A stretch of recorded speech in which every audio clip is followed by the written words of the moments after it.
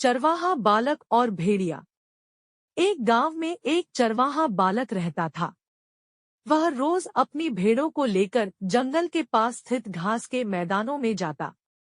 वहां वह भेड़ों को चरने के छोड़ देता और खुद एक पेड़ के नीचे बैठकर उन पर निगाह रखता। उसकी यही दिनचर्या थी। दिन भर पेड़ के नीचे बैठे बैठे उसका समय बड़ी मुश्किल से कटता था। उसे बोरियत महसूस होती थी। वह सोचता कि काश मेरे जीवन में भी कुछ मजा और रोमांच आ जाए। एक दिन भेड़ों को चराते हुए उसे मजाक सूझा और वह जोर जोर से चिल्लाने लगा, भेड़िया आया, भेड़िया आया। वहां से कुछ दूरी पर स्थित खेतों में कुछ किसान काम कर रहे थे। चरवाहे बालक की आवाज सुनकर वे अपना काम छोड़ उसकी सहायता के लिए दौड़े चले आए। लेकिन जैसे ही वे उसके पास पहुंचे, वह ठहाके मारकर हंसने लगा। किसान बहुत गुस्सा हुए। उसे डांटा और चेतावनी दी कि आज के बाद ऐसा मजाक मत करना। फिर वे अपने अपने खेतों में लौट गए। चरवाहे बालक को गांव के किसानों को भागते हुए अपने पास आता देखने में बड़ा मजा आया। उसके उनकी चेतावनी को गंभीरता से नहीं लिया। अगले दिन उसे फिर से मस्खरी सूझी और वह फिर से चिल्लाने लगा, भेड़िया आया, भेड़िया आया।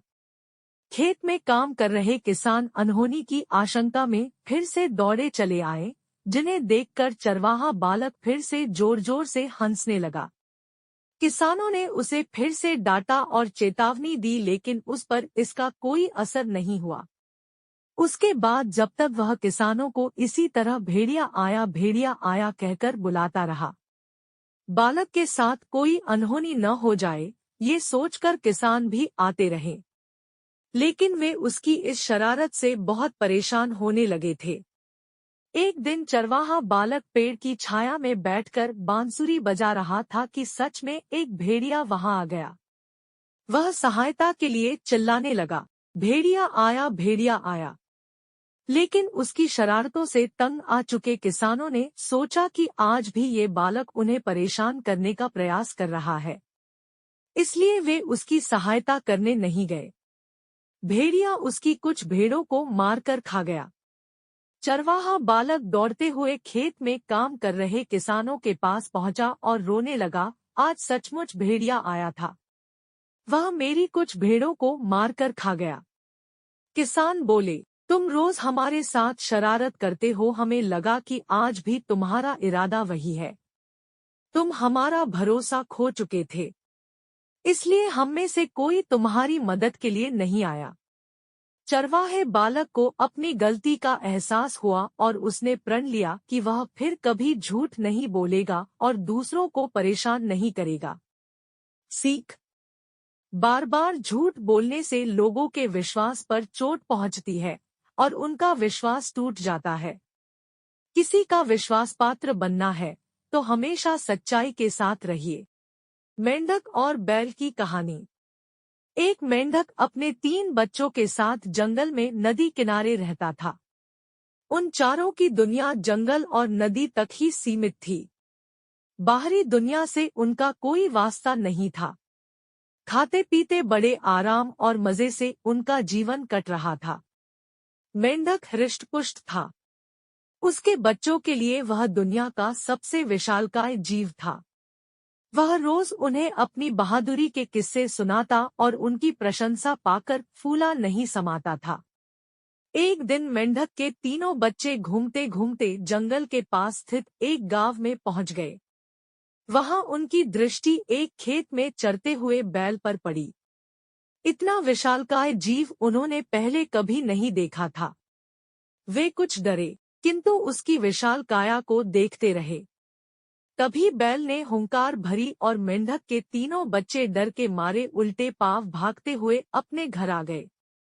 बच्चों को डरा हुआ देखकर जब मेंढक ने कारण पूछा तो उन्होंने विस्तारपूर्वक बैल के बारे में बता दिया। इतना बड़ा जीव हमने आज से पहले कभी नहीं देखा। हमें लगता है दुनिया का सबसे विशालकाय जीव आप नहीं, वह है। अपने बच्चों की बात सुनकर मेंढक को बुरा लगा। उसने पूछा, वह जीव दिखने में कैसा था? उसके 4 बड़े बड़े पैर थे, एक लंबी सी पूंछ थी, 2 नुकीले सींग थे। शरीर तो इतना बड़ा कि आपका शरीर उसके सामने कुछ भी नहीं, बच्चे बोले। यह सुनकर मेंढक के अहंकार को जबरदस्त ठेस पहुंची। उसने जोर के सांस खींची और हवा भरकर अपना शरीर फुला लिया। फिर बच्चों से पूछा, क्या वह इतना बड़ा था? नहीं, इससे बहुत बड़ा, बच्चे बोले। मेंढक ने थोड़ी और हवा भरकर अपना शरीर और फुलाया। क्या इतना बड़ा? नहीं नहीं, और बड़ा। मेंढक ने जंगल के बाहर कभी कदम ही नहीं रखा था। उसे बैल के आकार का अनुमान ही नहीं था, किंतु उसने मानो जिद पकड़ ली थी कि अपने बच्चों के सामने स्वयं को नीचा नहीं दिखाना है। वह जोर से सांस खींचकर ढेर सारी हवा अपने शरीर में भरने लगा। उसका छोटा सा शरीर गेंद के समान गोल हो गया, किंतु इतने पर भी वह नहीं रुका। उसका शरीर में हवा भरना जारी रहा। उसने इतनी सारी हवा अपने शरीर में भर ली कि उसका शरीर वह संभाल नहीं पाया और फट गया।